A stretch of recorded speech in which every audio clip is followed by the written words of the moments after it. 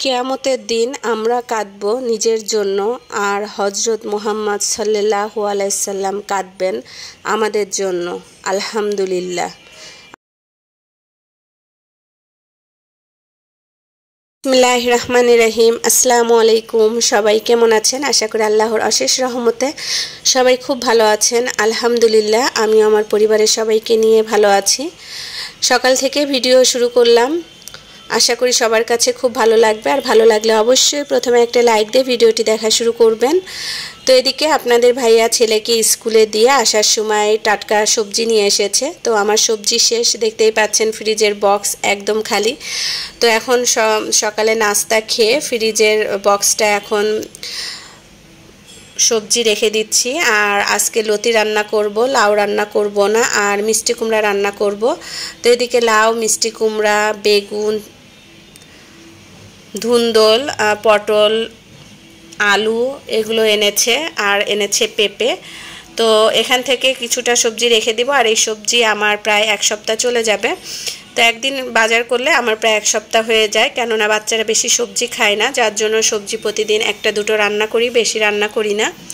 তো এদিকে যে আলু আনা হয়েছে, আলুটাও আমি এখন গুছিয়ে রাখবো। আর ফ্রিজের বক্স বের করার পরে যেই জায়গাটা ছিল সেই বক্সের জায়গাটা এখন একটু ক্লিন করে নিব। আর মাঝে সাঝে যদি এভাবে একটু একটু করে ফ্রিজটা ক্লিন করা যায় তাহলে কিন্তু বেশি একটা ময়লা হয় না। আর এদিকে দুপুরে রান্নার জন্য আমি সব কিছু গুছিয়ে নিয়েছি। এখানে চিংড়ি মাছ দিয়ে লতি দিয়ে রান্না করব। লতিগুলো এই যে কেটে পরিষ্কার করে ধুয়ে নিয়েছি, আর পেঁয়াজের পরিমাণ একটু বেশি কেটেছি, ডিম ভেজে নিয়েছি, আর এখানে আছে রসুন পেস্ট, টমেটো কেটে নিয়েছি, কিছু ধনিয়া পাতা কুচি আছে।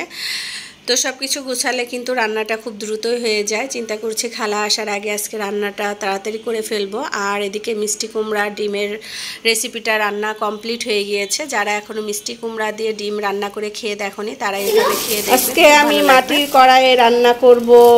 এই যে বের করে নিচ্ছি, টিং টিং টিং। মাটির হাঁড়ি পাতিল ব্যবহার করার পূর্বে কিছু নিয়ম পদ্ধতি আজকে ভিডিওর মাধ্যমে শেয়ার করব, আশা করি আপনাদের কাজে লাগবে।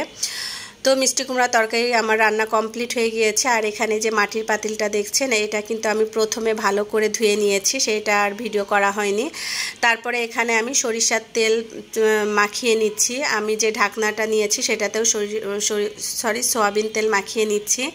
তারপরে এখানে দিয়ে দিব আমি কিছু পানি দিয়ে, তারপর পানির সাথে আমি এখানে 1 চামচ পরিমাণ হলুদ পাউডার মিশিয়ে এই পানিটা আমি ভালোভাবে ফুটিয়ে নিব। পানিটা ভালোভাবে ফুটানো হওয়ার পরে আমার পাতিলটা কিন্তু রান্নার উপযোগী হয়ে যাবে। তো আজকে মাটির পাতিল রান্নার উপযোগী করে আমি রান্না করব মাটির পাতিলে। তো মাটির পাতিলে প্রথম আমি রান্না করছি, আমার কাছে খুবই ভালো লেগেছে। আর নতুন কোনো কিছুতে রান্না করলে কিন্তু রান্না করতে ইচ্ছা করে। তো দেখতেই পাচ্ছেন পানিটা কিন্তু ফুটে এসেছে। তো এখন আমি এই পানিটা ফেলে দিব। পানিটা আমি বেশ 10 মিনিট ধরে পানিটা ফুটিয়ে নিয়েছি। তারপরে যে পানিটা ফেলে দিয়ে এটা ভালোভাবে আবার পরিষ্কার করে নিব, যেহেতু মাটির জিনিস ভালোভাবে পরিষ্কার না করলে খাবারে কিন্তু একটু মাটি মাটি বা বালি বালি লাগবে, সেই জন্য কিন্তু আমি ভালোভাবে মাজুনি দিয়ে আবার পরিষ্কার করে নিলাম। নিয়ে এবার এখানে এটা আমি রান্না করব। তো প্রথমে বিসমিল্লাহ বলে প্রথমে আমি চুলায় দিয়ে দিলাম। তারপরে এখানে আমি দিয়ে দিব পরিমাণ মতো সয়াবিন তেল। আর প্রথমে আমি আজকে রান্না করব লতি দিয়ে চিংড়ি মাছ। একটু ভয় ভয় লাগছিল যদি ফেটে যায়, তারপরও বিসমিল্লাহ বলে যেহেতু দিয়েছি ইনশাল্লাহ এটা ভাঙবে না। আর এটা তো আমি রান্নার উপযোগী করেই নিয়েছি। তো কড়াইটা নামিয়ে আপাকে বললাম চুলা পরিষ্কার করে দেওয়ার জন্য। তো উনি চুলা পরিষ্কার করছে, আর এদিকে দেখি ছেলেমেয়েরা পড়ালেখা করছে। বড় মেয়ে শেখ মুজিবুর রহমানের একটা প্রজেক্ট তৈরি করছে। তো আপা পরিষ্কার করে দেওয়ার পরে আমি আবার রান্নাটা বসিয়ে দিলাম। তো পেঁয়াজটা আমি একটু হালকা ভেজে নিব। আর কচুরলতি তো সবাই রান্না করতে পারেন, এটা আসলে শেখানোর মতো কিছু নেই। তো এখানে আমি প্রথমে একটু রসুন পেস্ট দিয়ে দিলাম, দেওয়া কিছুক্ষণ কষিয়ে নিয়ে তারপর এখানে হলুদ পাউডার, মরিচ পাউডার, জিরা, ধনে পাউডার, স্বাদ মতো লবণ দিয়ে একটু পানি দিয়ে মশলাটা কষিয়ে তারপর চিংড়ি মাছ দিয়ে দিব। তো আমার যে সকল আপুরা সুন্দর সুন্দর মিষ্টি মিষ্টি কমেন্টস করেন সেই সকল আপুদের জানাই আমার পক্ষ থেকে অনেক অনেক ভালোবাসা। আমার আপুদের কমেন্টস পড়তে কিন্তু আমার খুবই ভালো লাগে, আর আপুদের কমেন্টস পড়েই কিন্তু আমার ভিডিও দেওয়ার উৎসাহ জেগে ওঠে। তো এভাবে সকল আপুরা আমার পাশে থাকবে এবং সুন্দর সুন্দর মিষ্টি মিষ্টি কমেন্টস করবে, তাহলে আমি আরও সুন্দর সুন্দর ভিডিও শেয়ার করার জন্য আগ্রহী হব। আর আমার ভিডিওতে যদি কোনো ভুল ত্রুটি থাকে তাহলে অবশ্যই আমাকে একটু জানাবে, তাহলে আমি সেটা ঠিক করে নেওয়ার চেষ্টা করব। আসলে 4 বছর ধরে কাজ করলেও কিন্তু সেভাবে এখনও অভিজ্ঞতা হয়নি বলে এখনও ভিডিও ভাইরাল হচ্ছে না। তো যাই হোক, ইনশাল্লাহ একদিন না একদিন হবে, সে আশা নিয়ে আবার কাজ শুরু করলাম। তো মাটির পাতিলে যেহেতু রান্না করছি, তাহলে আজকে মাটির বাটিতে পরিবেশন করব, সেই জন্য বাসায় যে মাটির বাটিগুলো ছিল সেগুলো আমি নামিয়ে নিয়েছি। নামিয়ে এগুলো একটু পরিষ্কার করে নিচ্ছি, পরিষ্কার করে পানি ঝরিয়ে এখানে খাবার ঢেলে নিব। তো এই যে বড় যে বাটিটা দেখছেন, এগুলো কিন্তু আমি সব আড়ং থেকে কিনেছি। এসব বাটি আমার আড়ং থেকে কেনা। তো মগও কিনেছিলাম, কিন্তু মগটা আসলে বেশি একটা ভালো হচ্ছিল না, নষ্ট হয়ে গেছে, পানি রাখলে ভিজলা ভিজলা হতো, সেজন্য আর ওটা বাদ দিয়ে দিয়েছি। তো ওগুলো ধুতে ধুতে এদিকে কিন্তু আমার কচুরলতির মশলাটা প্রায় কষানো হয়ে গিয়েছে। এবার এখানে আমি লতিগুলো দিয়ে দিব। আর এদিকে এই যে মিষ্টি কুমড়া ডিমের তরকারিটা এখন নামিয়ে নিব। আর এই মিষ্টি কুমড়া ডিমের তরকারিটা কিন্তু খেতে দারুণ হয়েছিল। মিষ্টি কুমড়া দিয়ে চিংড়ি মাছ দিয়ে অনেকে রান্না করে খেয়ে দেখেছেন, কিন্তু ডিম দিয়ে খেয়েছেন কিনা আমি জানি না। ডিম দিয়ে এভাবে রান্না করে খেয়ে দেখবেন, এক কথায় অসাধারণ। আর বাচ্চারা তো চেটে পুটে খাবে, এতটাই মজা হয়। আর অবশ্যই রান্না করে আপুকে কমেন্টসে জানাবেন আপনাদের মিষ্টি কুমড়া ডিমের তরকারিটা কেমন হয়েছিল। আর এদিকে এই যে লতি দিয়ে আমি আরও কিছুক্ষণ মশলার সাথে কষিয়ে নিব। কষিয়ে নেওয়ার পরে আমি এখন এটা একটু ঢেকে রাখবো। আর এখানে কিন্তু আমি কোনো পানি অ্যাড করব না। আর টেবিলে যেহেতু আমার প্রায় 1-2 রেসিপি রান্না কমপ্লিট হয়ে গিয়েছে, সেটা এখন পরিবেশন করে নিব, যেহেতু দুপুর হয়ে গিয়েছে। ছোটো মেয়ে খেয়ে দিয়ে কোচিংয়ে চলে যাবে, আর ছেলে তো স্কুল থেকে এসেছে, ওরও ক্ষুধা লেগে গিয়েছে, সেই জন্য খাবারটা আমি টেবিলে দিয়ে দিচ্ছি।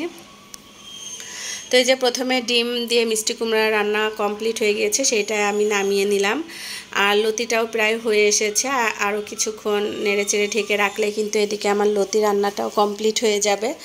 তো লতি দিয়ে চিংড়ি মাছ দিয়ে খেতে কিন্তু অসাধারণ লাগে, এটা আমি জানি, সকল আপুরাই জানে, শুধু আমি জানি না। তো এদিকে আরও যেহেতু মাটির চুলায় রান্না করেছি, সেই জন্য আরও রান্নাটা বেশি টেস্টি হয়েছিল।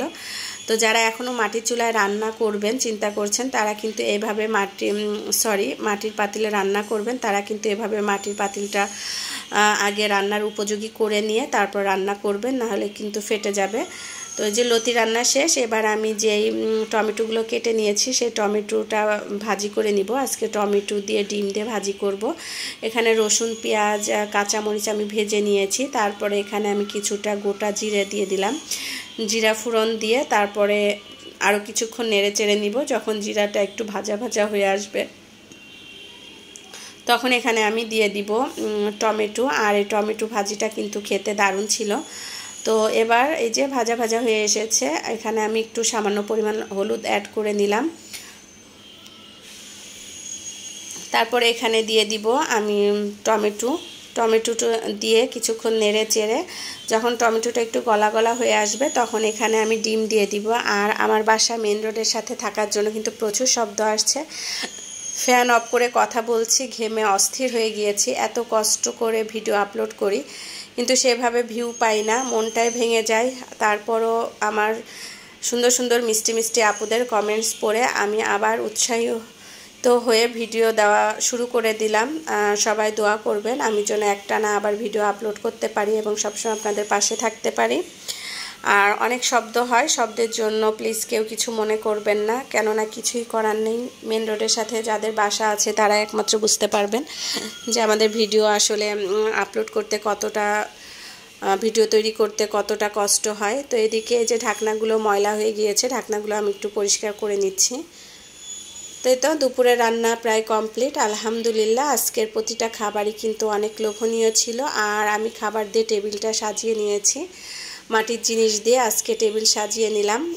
এখন এই যে টমেটোটা নামানোর আগে আমি এখানে কিছুটা চিনি দিয়ে দিলাম, চিনি দিয়ে আরও কিছুক্ষণ নেড়ে চেড়ে তারপর নামিয়ে দেব। চিনিটা দিলে একটু মিষ্টি মিষ্টি হয়, খেতে বেশি ভালো লাগে। তো তো এই যে মাটির থালা বাটিতে খাবার পরিবেশন করার পর কেমন লাগছে অবশ্যই কমেন্টসে জানাবেন। আমার কাছে কিন্তু বেশ ভালোই লাগছিল। এটা দেখে তো আমার ছেলে বলছে যে আম্মু আমাকে ভাত দাও, আর আমার ছেলেকে এখন খাবার দিয়ে দিব, কেননা ওর ক্ষুধা লেগেছে, সেই জন্য ওর খাবারটা আমি আগে দিয়ে দিচ্ছি, যেহেতু ছোটো মানুষ। তো সে খেতে বসে ওর মায়ের হাতের রান্না কেমন হয়েছে সেইটাই বলবে, তো শুনতে থাকেন। আমার ছেলে আজকে আমার রান্না খেয়ে কী বলছে। প্রথমে টমেটো দিয়ে খাবে, বলছে আম্মু আমাকে প্রথমে টমেটো ভাজি দিয়ে ভাত মাখিয়ে দাও। আর এখন কিন্তু মাশাল্লাহ দিলে সে একা একা খায়, একা একা গোসল করে, একা একা কাপড় পরে। মাশাল্লাহ 6 বছরের বাচ্চা নিজের যত্ন নিজেই কিন্তু একা একা নিতে পারে। এখন খাই বলবো।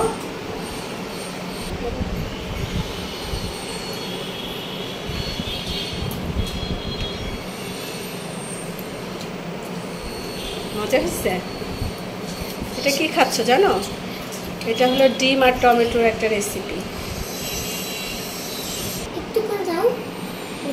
সবাই আমার বাচ্চার জন্য দোয়া করবেন, আমিও সবার বাচ্চার জন্য দোয়া করি। আর এদিকে এই যে দুপুরে একটু রেস্ট নিচ্ছিলাম, তখন মিঠু আমার কাছে এসেছিল।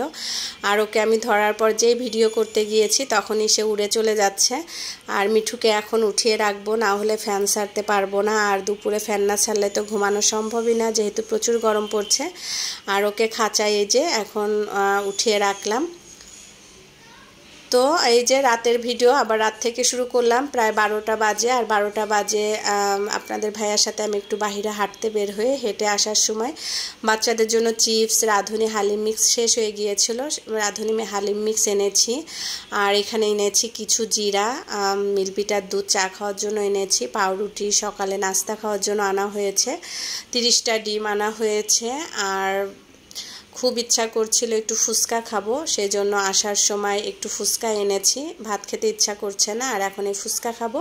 তো আজকের মতো আমি আমার ভিডিওটি এখানেই শেষ করছি। সবাই ভালো থাকবেন, সুস্থ থাকবেন এবং সাবধানে থাকবেন, আমাদের জন্য দোয়া করবেন। আমিও সকলের জন্য দোয়া করি।